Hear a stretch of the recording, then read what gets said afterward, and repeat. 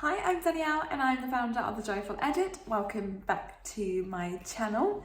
And I have been watching Pirates of the Caribbean and I have forgotten how great that film is. Like honestly, I have been thinking for like the last hour, I will do my video like after this bit. And then it's another good scene and then another good scene. Like, gosh, this film is so good. So I am thoroughly enjoying it. I hope you're all having like a really great evening and you've had a really great day. So as I mentioned yesterday, I really wanted to touch on kind of indecision, because I feel like in this day and age, we have so much choice. And don't get me wrong, in like some ways that's like great and amazing. Like if it's something that, you know, you want different alternatives, or if there's a different, that, you know, you don't like that particular color, then it's great to have all these different choices. But I feel like nowadays we have so much choice that it's just leaving us paralyzed, and just makes us like not be able to make some of the most simple choices. And I feel like, you know, some examples are like, you know, we have so many films to watch on Netflix, but nothing to watch. We have like a closet full of clothes and nothing to wear, like a fridge full of food and nothing to eat, like all these crazy things. And I was reading up on something in a news article, and it said that in Tesco they had over 224 air fresheners.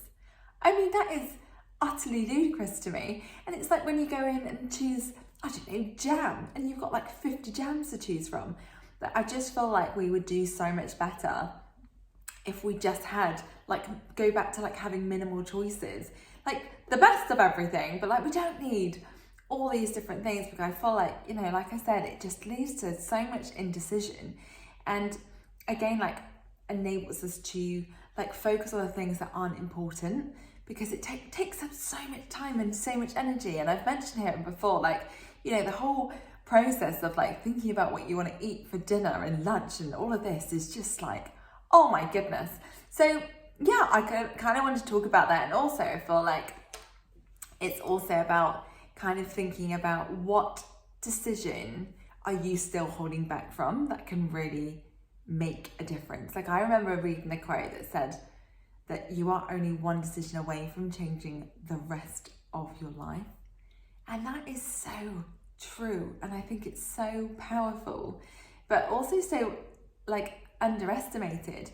And I think again, like we really need to think about what decisions are we too afraid to make, or, you know, we're just too scared, or we don't think it's possible.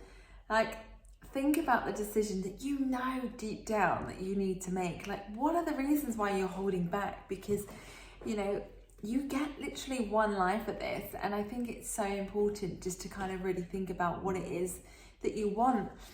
And I think so often that we think that, you know, when we're not making a decision, that is making a decision. That is you telling yourself that you are not worthy, that your dreams are not worthy, that think it's actually not that important and it doesn't really matter. And that's not true. I know that there's so many of us out there that are wanting to take the next step, whether that's to ask someone on a date, or to give up a career that they've had so they can fulfill a passion, or, you know, it could be anything.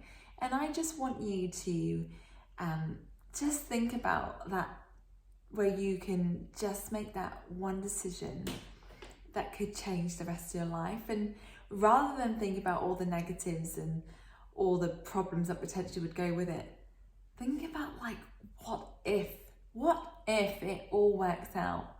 What if that business idea that you had really kicks off and gives you that freedom and that fulfilling like necessity that we all need in our lives? Or what about that person that you ask on a date turns out to be the love of your life? Like there's so much like magic to be had in life. And, you know, with the really sad news of Vincent, like it just is a reminder that life is so short and so precious. So like, what are we waiting for? You know, and I know that I started off this in terms of indecision about like the smaller things, but it's kind of a muscle when you think about it. Like the more kind of that you get into the habit of being decisive and making those kind of choices and doing things that sometimes are a bit more difficult, you know, that's how you start becoming the best version of you and you start living your best life. And like often people have said to me in the past, oh, you're really picky, or you're very decisive, you always know what you want. And it's always kind of a little negative. But I always am like, no, stand clear with that. Like I absolutely like know what it is that I want and what I like. And I think that so many people don't, and that's a problem. Like we need to flip it on its head and be like, you know what, you have a preference, have like a need and a desire and a want and a choice, and like decide what it is that you want. And I don't think that's an issue. And I actually think that's like a great trait to have, and it's a way in which you can encourage others to do the same. So I just want to use this as a reminder to you that, you know, if there is a decision that you know you need to make, I want you to use this as a message to go and take that leap of faith and just go for it wholeheartedly, and to be bold, be courageous, and live life to the fullest. And, you know, in terms of all these like little tiny decisions, start having a preference, start making a choice and thinking about what it is that really matters to you and what your preference is, because again, like we want to build that muscle so that when it comes to bigger decisions, that we're better prepared to be able to deal with it. So I just wanted to send you so much love and so much blessings, and I really look forward to seeing you again tomorrow. It will have to be early because I am going on a train tomorrow to London for my Christmas party.